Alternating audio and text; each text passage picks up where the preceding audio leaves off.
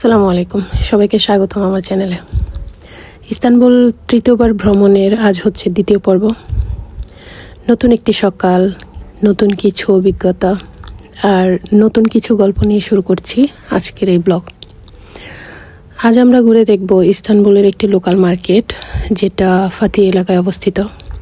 এখানকার মানুষ কিভাবে কেনাকাটা করেন, কি কি জিনিস পাওয়া যায় আর আমি কি কি কিনলাম, সব কিছুই আপনাদের সঙ্গে শেয়ার করব। আর দিনের শেষে থাকছে সমুদ্র পাড়ে কিছু অসাধারণ শান্ত মুহূর্ত। এই ভিডিওটি না টেনে শেষ পর্যন্ত অবশ্যই দেখবেন। আগের দিন আমার হোটেলে পৌঁছাইতে রাত হয়ে গিয়েছিল। পরদিন সকালে হোটেলে বুফে ব্রেকফাস্ট করে বেরিয়ে পড়লাম লোকাল মার্কেটের উদ্দেশ্যে। অবশেষে পৌঁছে গেলাম লোকাল মার্কেটে। চারিদিকে রঙিন ফল, তাজা সবজি, সুগন্ধি মশলা, অলিভ, বিভিন্ন ধরনের চিজ, শুকনো ফল, বাদাম আর বিখ্যাত তুর্কিশ মিষ্টির শাড়ি। দোকানগুলো এত সুন্দরভাবে সাজানো যে কোনটা রেখে কোনটা দেখব বুঝে উঠতে পারছিলাম না।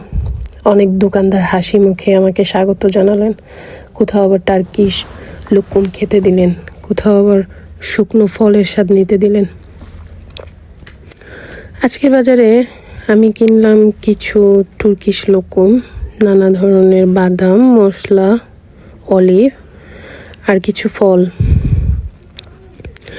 শপিং করতে করতে মনে হচ্ছিল ইস্তানবুলের আসল সৌন্দর্য শুধু তার ঐতিহাসিক স্থাপনায় নয়, বরং এখানকার সাধারণ মানুষের জীবনযাপন আর এই প্রাণবন্ত বাজারগুলোর মধ্যেও লুকিয়ে আছে।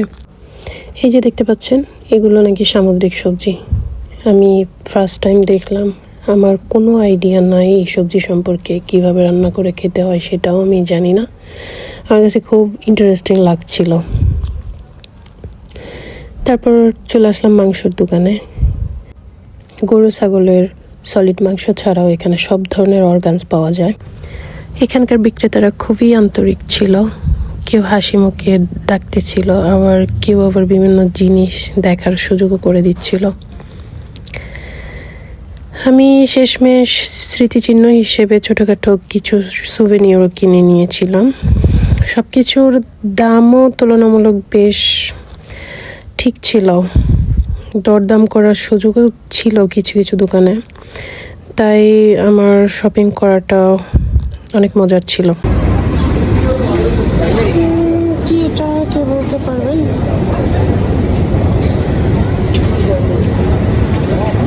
এখানে দেখেন টমেটোগুলো, দেখেন একদম ডিফারেন্ট। এটা টমেটো, সিরিয়াসলি কাঁচামরিচ ঠিক আছে, যেরকম হয় আর কি। পেপার, টমেটোর সাইজটা দেখেন তো, এটা কি বলবে এটা টমেটো?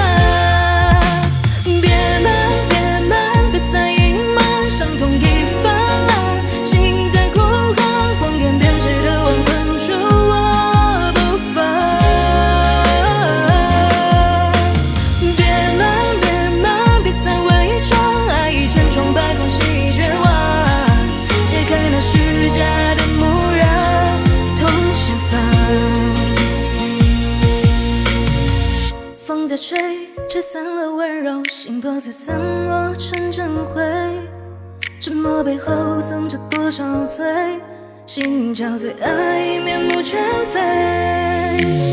你的消失残忍的刀割我心血流成煎熬，信任崩塌只剩了寂寥，魂魄随现实太潦草。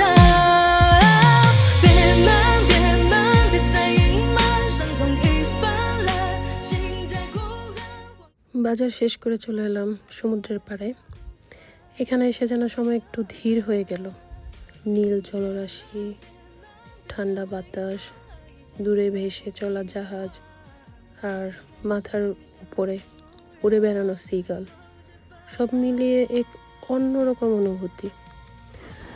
কখনো কখনো ভ্রমণের সবচেয়ে সুন্দর মুহূর্তগুলো ক্যামেরায় পুরোপুরি ধরা যায় না, কিছু অনুভূতি শুধু হৃদয়ে থেকে যায়। আমি কিছুক্ষণ নীরবে বসে এই সুন্দর পরিবেশ উপভোগ করলাম। সত্যি বলতে এমন মুহূর্তগুলোই ভ্রমণকে স্মরণীয় করে রাখে। এই ছিল ইস্তানবুল ভ্রমণের দ্বিতীয় দিনের গল্প।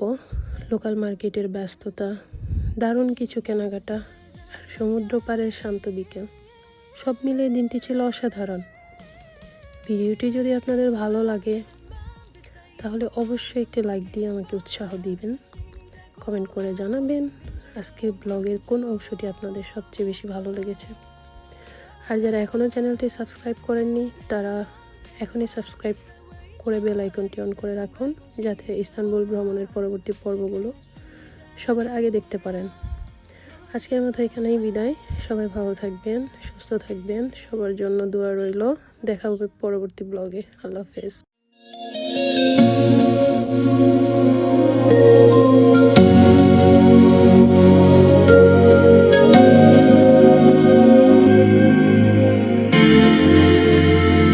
寂静夜里灯光微黄，思绪飘荡，心在流浪，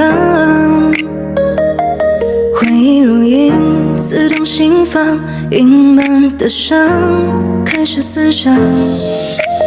夜的黑吞噬着疲惫，泪在锥心被寂寞围，荒野的刺扎进灵魂内，爱与痛纠缠成死结。